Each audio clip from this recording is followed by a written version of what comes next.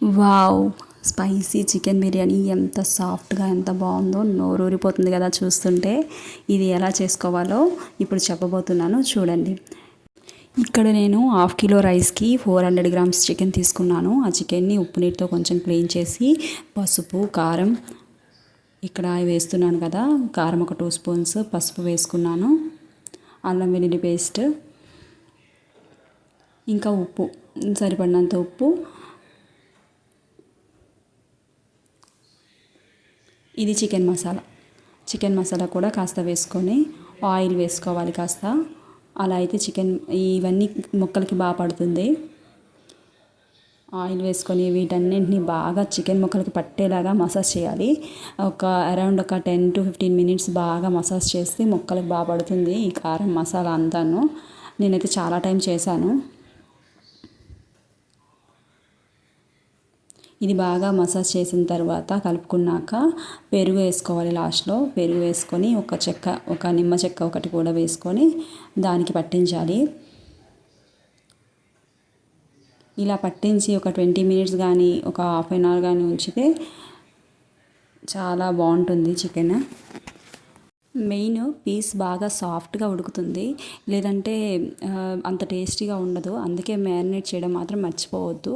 Marinate చేస్తేనే chicken బిర్యానీకి taste అసలు. ఇదిగోండి ఈ విధంగా పెరుగు వేసుకున్నాను నేను. అంటే మన ఇష్టమే అనమాట పెరుగు వేసుకునేది. కొంచెం పెరుగు ఎక్కువ వేసుకున్నా కూడా పర్లేదు, ముక్క బాగా ఉడుకుతుంది. పెరుగులో కొంచెం ఆయిల్ కంటెంట్ ఉంటుంది కదా, దానివల్ల ముక్క బాగా వేగుతుంది, ఎక్స్ట్రా టేస్ట్ కూడా వస్తుంది. అంతా బాగా కలుపుకున్నాక లాస్ట్లో నిమ్మరసం కూడా ఒక హాఫ్ పీస్ వేసుకోండి. దానివల్ల కూడా టేస్ట్ మరికొంత యాడ్ అవుతుంది.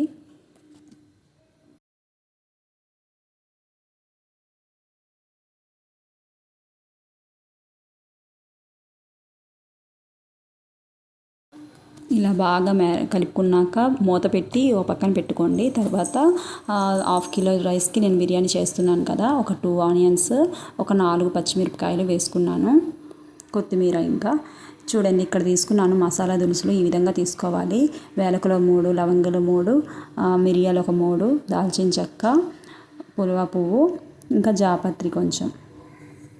ఇవన్నీ చాలామంది పొడి సామాగ్రి వేస్తారు, తర్వాత బిర్యానీ మసాలా పౌడర్ని యూస్ చేస్తారు. నేను అలా చేయట్లేదు, డైరెక్ట్గా ఈ పొడి సామాగ్రినే మసాలా పౌడర్ లాగా ఇలా దంచి తీసుకున్నాను. అప్పుడు స్పైసెస్ బాగా వస్తుంది, స్మెల్, టేస్ట్ బాగుంటుంది బిర్యానీకి. ఎప్పుడైనా మీరు కూడా ఇలాగే ట్రై చేయండి. ఇంకా స్టవ్ ఆన్ చేసుకొని కుక్కర్ పెట్టుకున్నాను. ఆయిల్ వేసి ఇదిగోండి పచ్చిమిర్చి వేసుకున్నాను. పచ్చిమిర్చి తర్వాత ఉల్లిపాయ ముక్కలు, అవి కాస్త వేగాలి బాగా ఉల్లిపాయ ముక్కలు.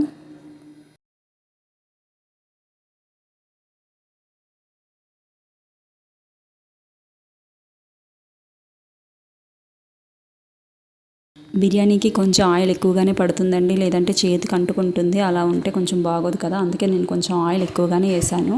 ఈ ఉల్లిపాయ ముక్కలు బాగా వేగిన తర్వాత మనం మ్యారినేట్ చేసి పెట్టుకున్నాం కదా చికెన్, అది యాడ్ చేసుకోవాలి. ఇది బాగా అటు ఇటు కలిపి కాసేపు మూత పెట్టి మగ్గనివ్వాలి. మనం ఆల్రెడీ దీనిలో పెరుగు యాడ్ చేసాం కదా, పెరుగులో ఉన్న ఆయిల్ వాటర్ కంటెంట్ అనమాట ఈ చికెన్ బాగా ఉడికేలా చేస్తుంది. ఇందులో ఏ వాటర్ వేయము. ఇప్పుడు ప్రెజెంట్ ఆయిల్కి పెరుగుకి బాగా ఉడికిపోతుంది. అటు ఇటు బాగా కలుపుకొని మూత పెట్టుకొని ఉంచండి సిమ్లో, అప్పుడు బాగా మగ్గుతుంది, ముక్క బాగా ఉడుకుతుంది. ఇదిగోండి నేను కాసేపు పోయాక మూత తీసి చూశాను, ఇలా ఉంది. మరి కాస్త టైం వేగితే బాగుంటుందని మళ్ళీ పెట్టాను. ఇప్పుడు చూసారా ఎంత బాగా వచ్చిందో కదా, అంత నీట్గా ఉడికిపోయింది ఆయిల్ బయటకు వచ్చేలాగా. ఇలా ఉడికిన తర్వాత ఇందులో మనం రైస్ వేసుకోవాలి. నేనైతే ఇక్కడ బాస్మతి రైస్ వేయట్లేదు, నార్మల్ రైసే చేస్తున్నాను.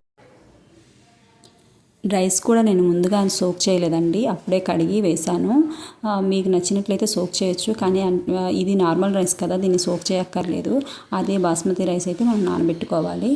ఇక్కడ చూడండి రైస్ కొంచెం కలుపుకున్నాక నేను మసాలా ఆడించుకున్నాను కదా, అది యాడ్ చేసుకున్నాను.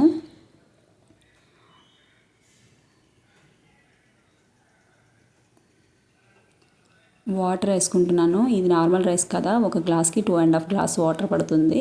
అదే బాస్మతి రైస్ అయితే నానబెట్టుకున్నట్లయితే 1.5 గ్లాస్ పడుతుంది, లేదు నానబెట్టుకోకుండా డైరెక్ట్గా వేస్తే 2 గ్లాసెస్ పడుతుంది. నార్మల్ రైస్కి అయితే 2.5 గ్లాస్ వాటర్ పడుతుంది. చాలామంది 2 గ్లాసెస్ వేస్తారు, కానీ కొంచెం బిగువుగా ఉంటుంది. 2.5 అయితే సాఫ్ట్గా బాగా వస్తుంది. కొన్ని గ్లాస్ తీసుకున్నాను నేను రైస్. ఇలా వాటర్ వేసాక కొంచెం ఉడికొచ్చే వరకు చూడాలి. ఇప్పుడే మనం ఉప్పు చూసుకోవాలి. ఉప్పు సరిపోకపోతే యాడ్ చేసుకోవాలి. వాటర్ మరుగుతున్నప్పుడు ఉప్పు చూస్తాం కదా, అప్పుడు కొంచెం ఉప్పు ఘాటుగా ఉండాలి. అప్పుడు రైస్ ఉడికిన తర్వాత ఉప్పు సరిపోతుంది. మనం చప్పగా చేస్తే రైస్ చప్పగా అయిపోతుంది. కుక్కర్లో చేశాను కదా, 4 విజిల్స్ పెట్టుకున్నాను. చాలా బాగా వచ్చిందండి. అంటే చాలా సాఫ్ట్గా బాగా వచ్చింది. కలర్ చూసారు ఎంత బాగా కనిపిస్తుందో అండి. ఎంత టేస్టీగా ఉందో తెలియదు అసలు టేస్ట్. మీరు తప్పకుండా ట్రై చేయండి ఈ స్టైల్లో. పెరుగు వేసి ఇలా చేస్తే చాలా బాగుంటుంది. మీకు కూడా నచ్చుతుందని ఆశిస్తున్నాను. Thank you for watching. Bye.